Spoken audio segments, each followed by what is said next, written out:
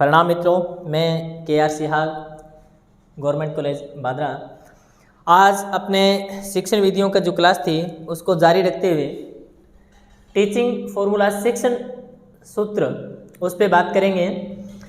मैंने पूर्व में हुई जो एग्ज़ाम हैं रीट, सी-टेट, एम.पी.टेट, ए.पी.टेट, उनका भी साथ साथ विश्लेषण करने का प्रयास किया है। आप सबसे मेरा अनुरोध है कि ये चीज़ें ना केवल एसएसटी में, सोशल स्टडी में काम आएंगी, अपितु बार बार मैं आपको बता रहा हूँ 1 से 5 तक उसमें भी काम आएंगे, साइंस में भी काम आएंगे, और जो बच्चे रनिंग में बीएसटीसी कर रहे हैं या बीएड सेकेंड ईयर में हैं उनके भी काम आएंगे। चलो आज शुरू करते हैं शिक्षण सूत्र। इसके लिए मैंने एक छोटी सी ट्रिक बनाई है। 9 के 9 शिक्षण सूत्र इसमें पिरोने का प्रयास किया है। शुरुआत होती है पप्पू से। आपको पता ही है आजकल पप्पू बहुत फेमस है। तो पप्पू इसको बीबी को बीबी पढ़ना है। पप्पू उसकी बीबी की आज्ञा का पालन मौत के डर से करता है। और आपको पता भी है आजकल जितने भी पप्पू हैं वो सब अपनी बीबी की आज्ञा का पालन करते हैं। तो यहाँ से हम एक एक शब्द से शिक्षण सूत्र निकालने का प्रयास करेंगे। ध्यान रखना है आपको, यहाँ शिक्षण सूत्र में जो मैंने पहले शब्द लिखे हैं उनका पहला शब्द इंपॉर्टेंट है। आपकी जो सीटेट या रीट एग्जाम होगी उसमें ये जो पहला वाला शब्द है ये वेरी इंपॉर्टेंट है। इसी से आपको दूसरा शब्द खुद निकालना है। जैसे पप्पू में यहाँ पे है तो पे से बनाना है प्रत्यक्ष। यानी जब आप बच्चे को पढ़ा रहे हैं तो उसमें टीचर को ये फॉर्मूला अपनाना है कि पहले वो प्रत्यक्ष ज्ञान है उससे बच्चे को अवगत कराए। यानी हमें पढ़ाते समय प्रत्यक्ष से अप्रत्यक्ष की ओर ले जाना है। शिक्षण सूत्र का अर्थ है जैसे यानी वो चीज़ें जो हमें हमारी अध्ययन को, हमारी टीचिंग को आसान कर देती हैं। जी हाँ, ध्यान है, आपने अनपढ़ आदमी है भी ब्याज निकाल दे, अपनी मम्मी बहुत फास्ट ब्याज निकाल दे, है ना, पापा निकाल दे, लेकिन इन जो फॉर्मूला है अगर वो आप लगा के निकालना ब्याज तो बहुत आसानी से निकल जाए। तो सूत्र का मतलब है जिन चीज़ों से हम लर्निंग में बहुत आसानी से स्पीड यानी बहुत तेजी से वृद्धि कर सकते हैं और जो शिक्षार्थी है उसके अधिगम को सर्वोच्च पहुंचा सकते हैं। तो पप्पू में पैसे है प्रत्यक्ष। बच्चे को वो चीजें पहले बताएंगे जो उसके प्रत्यक्ष यानी उसके आंख के सामने है और उससे फिर हम दूसरी चीजों का उदाहरण देंगे। ठीक है, तो प्रत्यक्ष से अप्रत्यक्ष की ओर जाएंगे। दूसरा पू से मतलब है पूर्ण। जब भी आप लर्निंग करा रहे हैं पहले आप उसको पूरा होल यानी जो चीज़ आप पढ़ाने वाले हैं उसके बारे में उसकी पूर्णता का आप परिचय कराएं और पूर्णता से उसको अंश की ओर लेके जाएं। अरस्तु भी यही कहता है, यानी पहले पूर्णता फिर अंश की ओर लेके जाएंगे। समस्या समाधान विधि जो है वो इनका अपवाद है, उस पर हम अलग से चर्चा करेंगे। फिर यहाँ पप्पू पूरा हो गया, यानी पू से पैसे है प्रत्यक्ष और अप्रत्यक्ष की ओर जाएंगे। पू से मतलब पूर्ण से अंश की ओर जाएंगे। ऊ ले लेंगे, ऊ से है उदाहरण, एग्जाम्पल।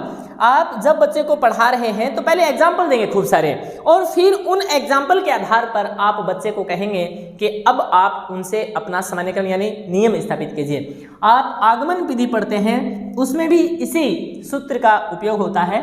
सबसे पहले हम एग्जाम्पल देते हैं, खूब सारे उदाहरण बच्चे को देते हैं और फिर उससे हम कहते हैं कि अब बेटा आप खुद नियम बनाओ यानी हाइपोथेसिस बनाओ। तो उससे मतलब है उदाहरण और उनसे आपको क्या बनाना है, नियम बनाना है। सह का मतलब है समीप। समीप से आपको हमेशा दूर की ओर जाना है। जैसे आप सामाजिक अध्ययन का शिक्षण करा रहे हैं तो पहले आप बच्चे को जो समीप का वातावरण है भी, आसपास की पहाड़ी है, वातावरण है, जो वृक्ष हैं, उनसे आप उसका परिचय करें। आप थे सीधो बिन पढ़ान ले जाओ, आल्पस पर्वते, रोकी पर्वते, रैंडीज पर्वते, अरे तो मूर्खो यहाँ ध्यान को नहीं अपन आल्पस रैंडीज वो जाना जो अपने जकमरा हो गए। पहली दिन अपने बताओ घर के आसपास क्या ये चीज़ा है। तो इसका मतलब है सबसे पहले हम उसको उसके समीप सराउंडिंग एनवायरनमेंट है, आसपास का जो वातावरण है उसका ज्ञान देंगे और फिर उसका कोरिलेशन करके उसको दूर जो चीजें हैं उनके बारे में बताएंगे।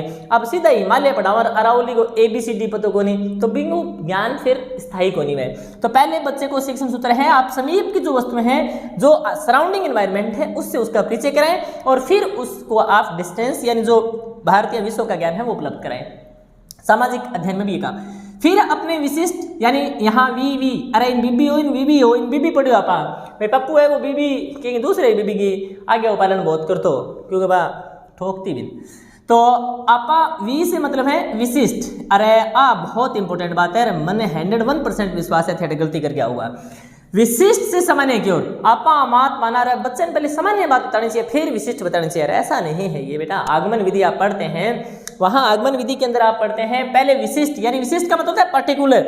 आप जैसे मैंने यहाँ अलग से आगमन और निगमन विधि को समझाने का प्रयास किया है, आप क्या करेंगे उसको पर्टिकुलर, कोई एक दो चीजों के बारे में बताएंगे भाई, आप एक विशेष पर्टिकुलर चीज का बताएंगे एक या दो, और फिर उसके आधार पर आप क्या कहेंगे, यानी एक दो का उदाहरण देंगे, वो चीजें क्या होंगी विशिष्ट। यानी विशिष्ट का मतलब है एक दो चीजें उदाहरण पर्टिकुलर, और उनसे फिर आप उसको कहेंगे कि आप जनरलाइज कीजिए, है ना।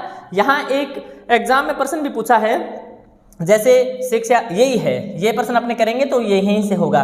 पहले आप बच्चे को पर्टिकुलर कुछ चीज़ों के एग्जाम्पल देंगे और उससे उसको जनरलाइजेशन करने का प्रयास करेंगे। तो याद रखना, यहाँ आप उल्टा मत करके जाना, सामान्य से विशिष्ट की ओर, यहाँ याद रखना विशिष्ट से सामान्य की ओर ही शिक्षण सूत्र काम करता है। दूसरे वी का मतलब होता है विश्लेषण से संश्लेषण की ओर। हम ब्लूम की जो टैक्सोनॉमी है, ब्लूम का जो उद्देश्यों का वर्गीकरण है, उसको मैं पढ़ाऊँ आपको, 3 हैं, तीनों के फिर 6 हैं। वहाँ ये क्रम पूछता है विश्लेषण और संश्लेषण। पहले आप विश्लेषण करेंगे फिर आप संश्लेषण करेंगे। आ का मतलब है आज्ञा से, आ का मतलब आसान, पहले उसको वो चीजें बताएंगे जो बिल्कुल आसान है ना। अरे दूध दूध जलेडो लासियों में डरे, पहले बिन आसान चीज बताओ, एजुकेशन एंड मैच्योरेशन सीधा ही थे बिन बताने ला जो रहा टिग्नोमेट्री है बाबी है, तो वो बच्चों डरन ला जाओ पढ़ाई, पहले बिल्कुल उसको नॉर्मल चीजों से लेके जाओ, आसान चीजें बताओ, आसान से फिर कठिन की ओर लेके जाओ, बच्चे के अंदर रुचि पैदा होगी, प्रेरणा मिलेगी उसको, है ना। सरल से जटिल की ओर बढ़ो। फिर ज्ञात से अज्ञात की ओर, यही बात सेम है, जो चीजें समीप हैं वो आपकी ज्ञात होंगी, उन ज्ञात चीजों से फिर आप अज्ञात की ओर बढ़े तो शिक्षण है वो ज्यादा स्थायी हो पाएगा। फिर यहाँ आप मोद शब्द का मतलब है, एम का मतलब है मनोवैज्ञानिक, पहले उसके साइकोलॉजी के आधार पर आपको इसकी टीचिंग कराएं फिर तर्क दें, ये याद रखना बेटा, पहले मनोविज्ञान और उसके बाद में तर्क शास्त्र का विकास करना है। ये हमारे शिक्षण के 9 सूत्र थे, ठीक है। आगमन निगमन विधि इन्हीं सूत्रों से निकल के आई है। आगमन में आपको याद रखना है, आगमन विधि को कहते हैं अपने इंडक्टिव मेथड। क्या कहते हैं? Inductive method. इसमें आप क्या करते हैं, पर्टिकुलर से जनरल की ओर बढ़ते हैं। याद नहीं रहती है तो इसका याद सूत्र कर लें, पीजीआई। अरे हरियाणा में पीजीआई हॉस्पिटल है, जगह एमडी पीजी की पढ़ाई करावे, post graduate institute for medical science, उनको पीजीआई कहते हैं अपने। पी का मतलब है पर्टिकुलर, जी का मतलब है जनरल और आई का मतलब है इंडक्टिव। इंडक्टिव मेथड में नहीं, आगमन विधि में, आगमन में आप क्या करा, आ से उदाहरण, है ना, आ से उदाहरण, उदाहरण से नियम की ओर बढ़ेंगे, ठीक है। यानी आगमन में आप पर्टिकुलर से जनरल की ओर बढ़ेंगे, है ना। निगमन विधि है, इसका जनक है अरस्तु है और इसका जनक है वो प्लेटो है।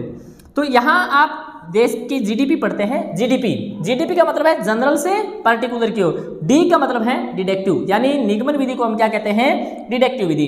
इसमें पहले आप क्या बताएंगे, नियम, और नियम से किसकी ओर बढ़ेंगे, उदाहरण की ओर, नी फॉर निगमन, और नियम से क्या आ जाएंगे, उदाहरण की तरफ, या यूं कह सकते हैं जी फॉर जनरल और पी फॉर पर्टिकुलर, बीच में क्या गया, डी फॉर डिडक्टिव। डिडक्टिव में जीडीपी याद रखना है आपको। अब अपने वो प्रश्न देखते हैं जो एग्जाम में पूछे जाते हैं।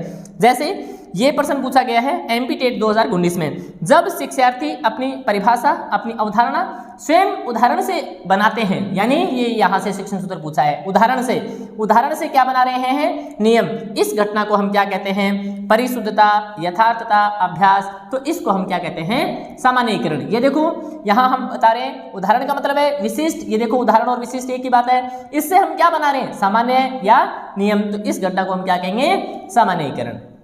आ गया प्रश्न समझ में। अब अपने दूसरा प्रश्न देखते हैं। ब्लूम की जो टैक्सोनॉमी है उसमें संश्लेषण से पहले, संश्लेषण एक उद्देश्य है, सिंथेसिस, उससे पहले क्या आता है, जैसे मूल्यांकन, चरित्र निर्माण, या स्वाभाविकरण, या विश्लेषण। तो आप देखो यहाँ संश्लेषण से पहले क्या आता है, विश्लेषण। क्या आता है संश्लेषण से पहले, विश्लेषण आता है। इसीलिए यहाँ इसका उत्तर देखो क्या हो गया, विश्लेषण से पहले, संश्लेषण से पहले विश्लेषण। एंडरसन इसमें सुधार करता है 2001 में, और वो जो संश्लेषण है उसको कहता है क्रिएटिंग। क्या कहता है, उसका नाम क्या देता है, क्रिएटिंग। ये भी एग्जाम में पूछाता है कि एंडरसन है वो ब्लूम की टैक्सोनॉमी में 2001 में संशोधन करता है और संश्लेषण शब्द को क्या कहता है, क्रिएटिंग, यानी निर्माण करना। फिर अपने देखें सितंबर सीटेट 2014 में प्रश्न आया था, अवलोकनीय तथ्यों से निष्कर्ष निकालने का क्या आधार है। यानी सूत्र पूछा है सेक्शन का, अवलोकन यानी आपने अवलोकन किया, ऑब्जर्वेशन किया फील्ड में, आपने खूब सारे तथ्य इकट्ठे कर लिए, आपने बहुत सारे उदाहरण इकट्ठे कर लिए, आपने क्या इकट्ठे कर लिए, बहुत सारे उदाहरण इकट्ठे कर लिए, बहुत सारे पर्टिकुलर उदाहरण इकट्ठे कर लिए, आपने विश्लेषण किया फील्ड में जाकर के और उनसे आपने क्या निकाला, निष्कर्ष निकाला, यानी नियम बनाए, आपने क्या किया, सामान्यीकरण किया, आपने उसका संश्लेषण किया। तो ये कौन सी विधि है या आप इसको क्या कह सकते हैं, निगमन विधि है क्या? नहीं, निगमन नहीं हो सकती। निगमन में तो आपने क्या पढ़ा है, हम नियम से उदाहरण की ओर जाएंगे, नहीं हो सकती। प्रस्तावना कौशल नहीं हो सकता, उदाहरण से नियम, यही तो बात है। अवलोकन में आप क्या करेंगे, खूब सारे तथ्य जो इकट्ठे करें वो किससे कर रहे हैं, उदाहरणों से इकट्ठे कर रहे हैं, एग्जाम्पल से इकट्ठे कर रहे हैं और उनसे आप क्या निकालें, निष्कर्ष यानी नियम बना रहे हैं। क्या बना रहे हैं यहाँ पे, नियम बना रहे हैं, यानी विशिष्ट से सामान्य की तरफ जा रहे हैं। तो इस चीज को हम क्या कहेंगे, उदाहरण से नियम यानी आगमन विधि, किंडरगार्टन नहीं हो सकती।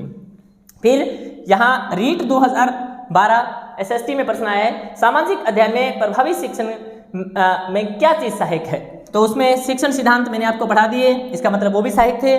शिक्षण सूत्र अपने पढ़ रहे हैं, ये भी सहायक हैं और शिक्षण की विधियां हम पढ़ेंगे, वो भी शिक्षण के अंदर लर्निंग में सहायक होंगी, यानी ऑल ऑफ अबो।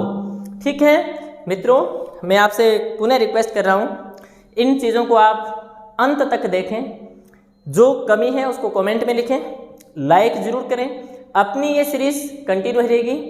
आपको बहुत बहुत आपका आभार, धन्यवाद। आप वीडियो को व्यू करते हैं, लाइक करते हैं और कमेंट भी करते हैं। थैंक्स, मिलते हैं जल्दी ही नेक्स्ट वीडियो में।